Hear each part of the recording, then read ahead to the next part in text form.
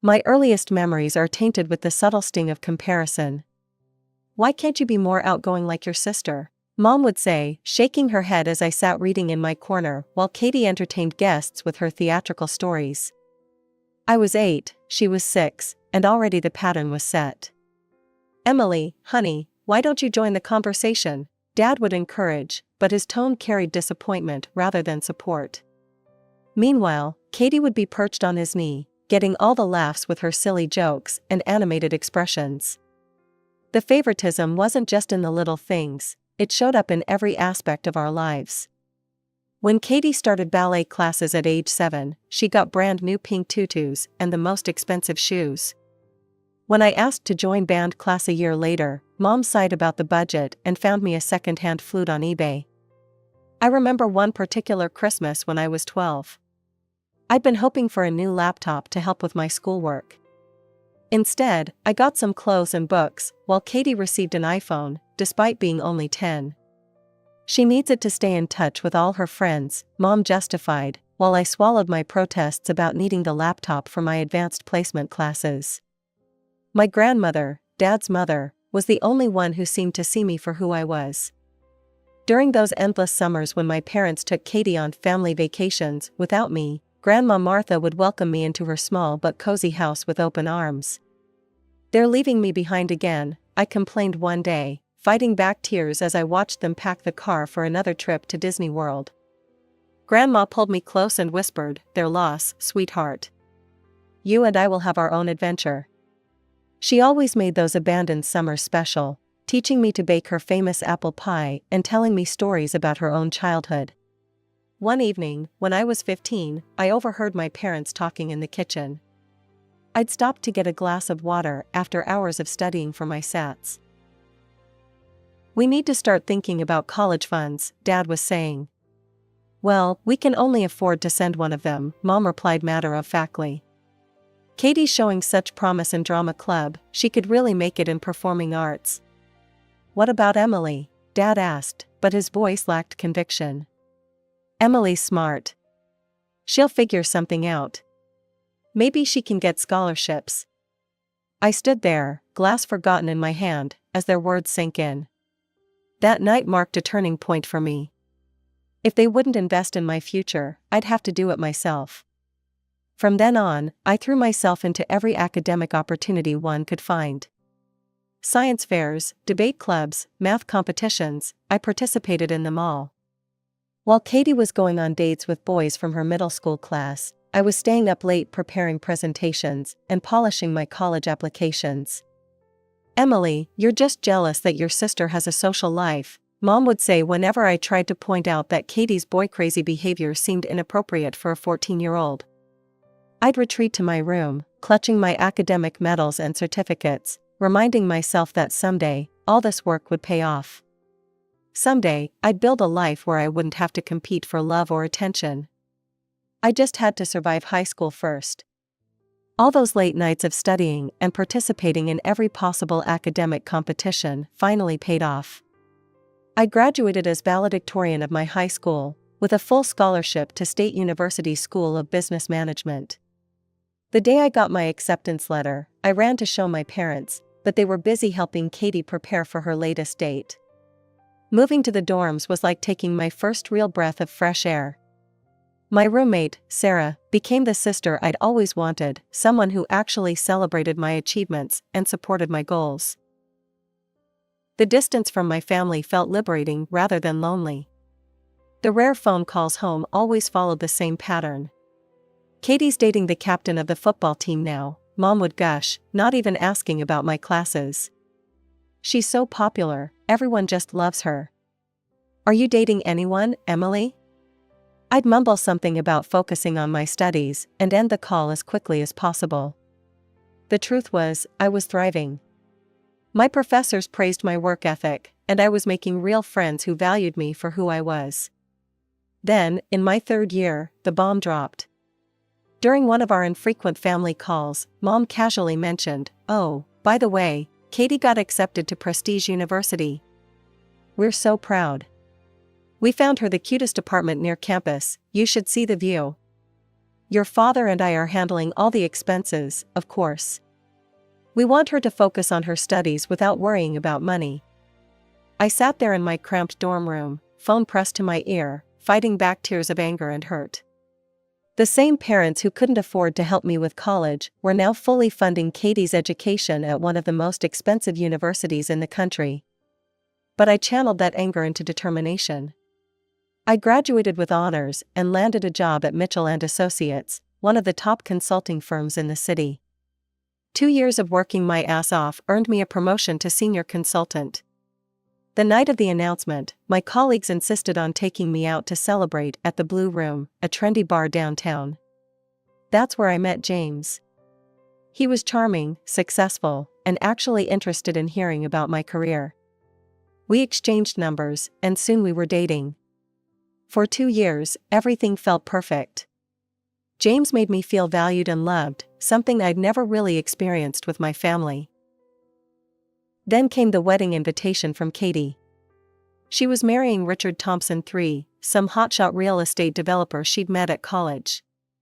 I almost didn't go, but James convinced me it would look worse if I didn't attend. The wedding was exactly what you'd expect, over the top and excessive.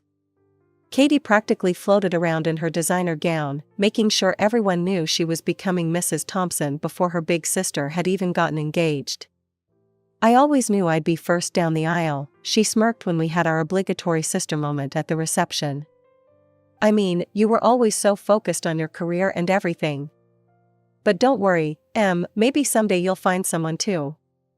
I plastered on my best fake smile and sipped my champagne, reminding myself that her approval didn't matter anymore. I had a good job, a loving boyfriend, and a life I'd built entirely on my own terms. A year after Katie's wedding, James and I were living together in a cozy apartment downtown. One night, after making dinner together, he got down on one knee in our tiny kitchen and took out a ring. My heart soared. I said yes and practically jumped into his arms. The ring wasn't as flashy as Katie's massive diamond, but it was perfect for me, elegant and understated. When I called my parents to share the news, Mom's response was predictably lukewarm. "Oh, that's nice, dear. We should meet him properly. Bring him over this weekend." The meeting was exactly as uncomfortable as I'd expected. Katie showed up uninvited, of course, wearing a designer outfit that probably cost more than our monthly rent. "So you finally found someone willing to marry you," she said with that familiar condescending smile. "I was starting to worry you'd end up alone with your spreadsheets and PowerPoint presentations."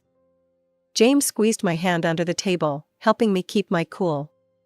To my surprise, Mom and Dad seemed to warm up to him during dinner. "We should host your engagement party," Mom suddenly announced. "We'll handle everything. It's the least we can do, considering we couldn't contribute to your education." The casual way she mentioned their financial favoritism made my blood boil, but James looked so excited about the idea that I agreed. 2 months later, we drove back to my parents' house for the party. They had actually done a nice job with the decorations, and seeing all our relatives gathered to celebrate us made me think that maybe, just maybe, things were changing. Katie showed up alone, explaining that Richard was away on business. She kept making snide comments about my dress being budget-friendly and how she could recommend a better wedding planner than the one we were considering. The party was in full swing when I realized I hadn't seen James for a while. "Has anyone seen my fiancé?" I asked, but everyone was too busy enjoying themselves to pay attention. Something felt off. I started searching through the house, eventually heading upstairs. As I approached my old bedroom, I heard noises that made my stomach drop. My hand trembled as I reached for the doorknob. The door creaked open, and there they were, James and Katie, tangled in the sheets of my childhood bed. "Emily, wait.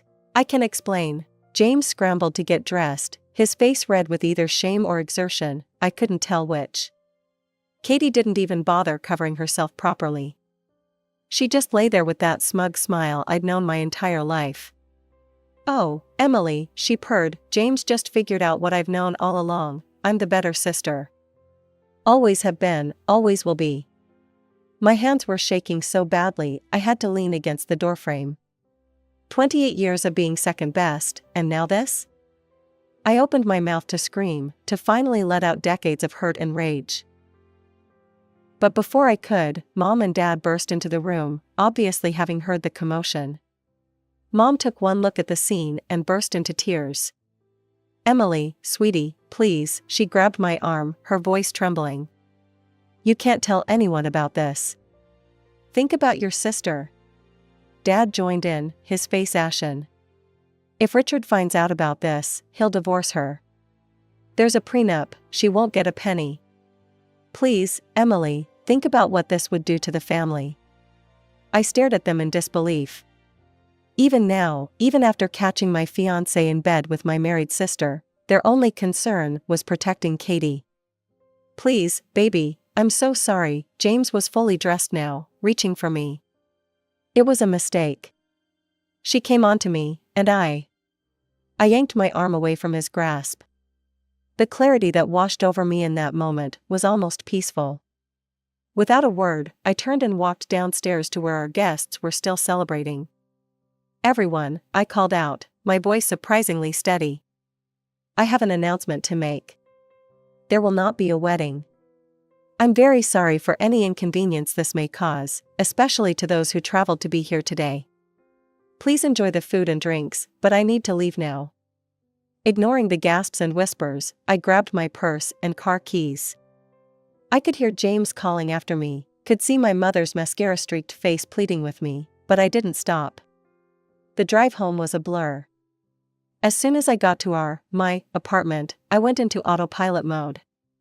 I pulled out every cardboard box we had stored in the closet and methodically packed up James's belongings.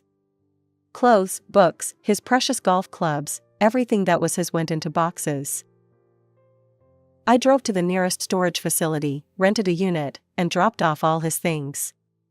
Then I sent him one final text with the unit number and access code before blocking his number, his email, and all his social media accounts. My phone kept buzzing with messages from my parents, warnings about family loyalty, pleas to keep quiet about what happened, guilt trips about how this would destroy Katie's marriage. I blocked their numbers too. As I sat alone in my half-empty apartment that night, I realized something. This wasn't just about James's betrayal. This was the culmination of a lifetime of my family choosing Katie over me. They'd chosen her happiness over mine one too many times, and I was finally done. I poured myself a glass of wine and deleted Katie's contact information next. Then my parents. For the first time in my life, I felt truly free. Life has a funny way of surprising you when you least expect it. 3 years after the engagement disaster, I was grabbing coffee at a local market when I literally bumped into Michael. My coffee splashed all over his white shirt, and instead of getting angry, he laughed and asked if I'd let him buy me another one. I hesitated. After James, I'd sworn off dating, throwing myself into my work instead. But there was something different about Michael. Maybe it was his genuine smile or the way he didn't try too hard to impress me. "I promise I'm not a serial killer," he joked, noticing my reluctance. "Just a clumsy architect who'd like to replace your coffee and maybe get your number." "Just coffee," I said firmly, but somehow that coffee turned into dinner, and dinner turned into more dates. Michael never pushed. He understood my trust issues when I finally told him about James and Katie, and he let our relationship develop at my pace. No grand gestures, no rushing, just genuine care and respect. 2 years later, he proposed during a quiet evening at home. No fancy restaurant, no audience, just us, some takeout Chinese, and a simple but beautiful ring. I said yes without hesitation. When his parents, Tom and Linda, insisted on throwing us a big wedding, my first instinct was to refuse. But they were so genuinely excited about welcoming me to their family, and Linda even took me shopping for a wedding dress, insisting on paying for it herself. I invited Grandma Martha first. She'd been my rock through everything. Then my aunts, uncles, and cousins who had always treated me with genuine affection. But the question of my parents loomed large. After weeks of internal debate, I finally picked up the phone. "Mom? It's Emily." "Emily." She sounded shocked, but happy. We've heard about your engagement from Aunt Sarah. We were hoping. I'm calling to invite you and Dad to the wedding, I cut in before I could lose my nerve. Oh, sweetheart, we'd love to come. Have you sent an invitation to Katie and Richard? You know your sister would want to be there. No, I said firmly, my hand tightening around the phone. And I won't be inviting her. She lost that right when she slept with my fiancé at my engagement party. While she was married, I might add. I expected the usual protests, the usual excuses for Katie's behavior. Instead, there was just silence on the other end of the line. The wedding is next month, I said, keeping my voice steady. I'll email you the details. My wedding day started perfectly. The venue looked beautiful, Michael's family had handled every detail with love and care, and I felt like a princess in my dress. But that perfect bubble burst the moment I walked into the reception hall. There she was, Katie, standing next to our parents, wearing a tight dress that showed off her obviously pregnant belly. She had that same smug smile I'd seen in my old bedroom 3 years ago, and she had the nerve to wink at me. Her husband, Richard, standing next to her. I marched straight to my parents, my hands shaking with rage. What is she doing here? I hissed. I specifically said she wasn't invited. Now, Emily, Mom said in that patronizing tone I knew so well, you're being ridiculous. Katie is your sister. Of course she needs to be at your wedding. That unfortunate incident was years ago, it's time to move on and forgive. I felt my world starting to spin, but then Michael's hand found mine and squeezed gently. His touch anchored me, reminding me that this was our day, and I wouldn't let them ruin it. I took a deep breath and walked away, focusing on the fact that I was marrying the most wonderful man I'd ever met. The ceremony went smoothly, and soon we were at the reception. Everything was fine until the toasts began. Mom stood up first, glass in hand. I'm so happy that my second daughter has finally found her match, she said, smiling at the crowd. Though of course, Katie was first down the aisle, wasn't she? You two have always been so close, sharing everything. She went on and on about Katie's wedding, her marriage, her pregnancy, barely mentioning me or Michael. I gripped my champagne glass so hard I thought it might shatter. Michael's mom, Linda, reached over and patted my knee sympathetically. But the worst was yet to come. Katie stood up next, smoothing her dress over her pregnant belly. As the maid of honor at my own wedding, she started, completely ignoring the fact that I'd barely attended her wedding, let alone been part of it. Emily has always looked up to me. And I've always looked out for her. In fact, a few years ago, I actually saved her from making a huge mistake. She paused for dramatic effect, shooting me a knowing look. She owes me for that, really. Everything I've done has been for her own good. The sheer audacity of her words, twisting her betrayal into some sort of sisterly favor, made my blood boil. She was actually standing there, at my wedding that she wasn't even invited to, bragging about sleeping with my ex-fiancé. I couldn't take it anymore. My hands were trembling, but my resolve was firm as I stood up, my champagne glass still in hand. You know what? Let me tell you all a story, I said, my voice clear and strong, despite my racing heart. Yes, I love Michael with all my heart. He's the best thing that's ever happened to me. He's shown me what real love and support look like. But a few years ago, I was engaged to another man. We had our engagement party at my parents' house, just like Katie mentioned, the party she so conveniently left out the details about. The room fell silent. Katie's smug smile began to fade, replaced by a look of uncertainty I'd never seen on her face before. During that party, my dear sister, who was married at the time, I might add, decided to seduce my fiancé. While her husband was away on business, I found her in bed with the man I was supposed to marry. In my childhood bedroom, no less. The same bedroom where I spent countless nights studying to earn my own way through college, while our parents paid for her apartment at that prestigious university. Gasps echoed through the reception hall. The sound of silverware clattering against plates punctuated the shocked silence. Richard, Katie's husband, stood up slowly, his face ashen, his knuckles white as he gripped the edge of the table. "Is this true?" Katie's perfectly crafted composure finally cracked. Her mascara began to run as tears welled up in her eyes. "Yes, but Richard, I can explain. It wasn't like that." Richard turned and walked out of the reception hall without another word, his steps echoing in the stunned silence. Katie ran after him, her pregnant belly making her awkward as she rushed through the door, calling his name desperately. "Emily!" Mom screeched, her face contorted with rage, her carefully styled hair coming loose as she jumped to her feet. "How dare you? You've ruined everything. Why couldn't you just keep quiet like you always do? Why did you have to make a scene at your own wedding?" "No, Mom," I replied calmly, feeling oddly peaceful now that the truth was finally out. "You ruined everything when you brought her here after I specifically said she wasn't invited. You ruined everything every time you chose her over me. You ruined everything when you defended her after she betrayed me in the worst possible way. This is just the consequences of your choices finally catching up to all of you." Our parents stormed out, following Katie and Richard, their angry mutters fading as they left the hall.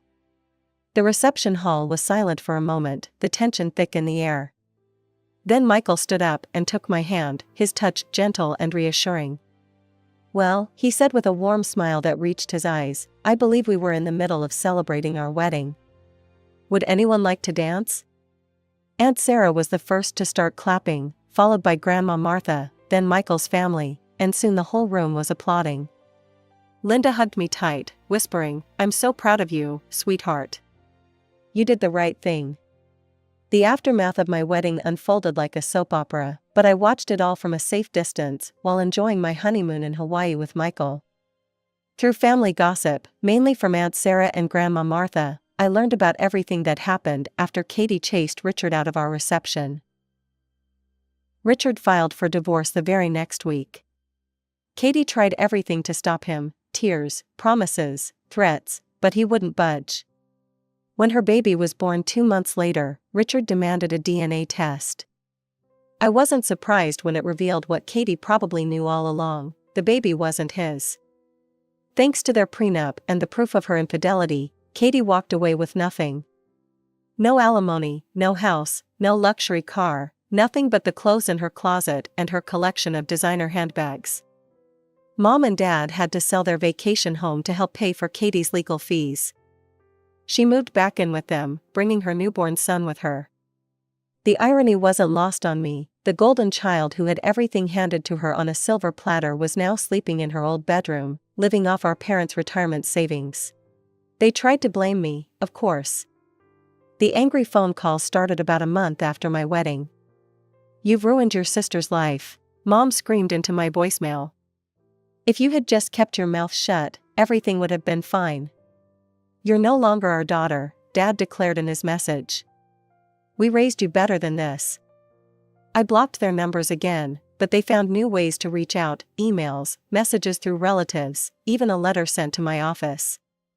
Each time, the message was the same: I was the villain in their story, the jealous older sister who destroyed poor Katie's perfect life. But I had a new life now, one filled with love and genuine support. Michael's family welcomed me with open arms. His mother Linda called me every Sunday just to chat. His sister became the best friend I never had growing up. Even his gruff father Tom showed his affection in his own way, always making sure to save me the biggest piece of his famous barbecue brisket at family gatherings. "You know what the best part of marriage is?"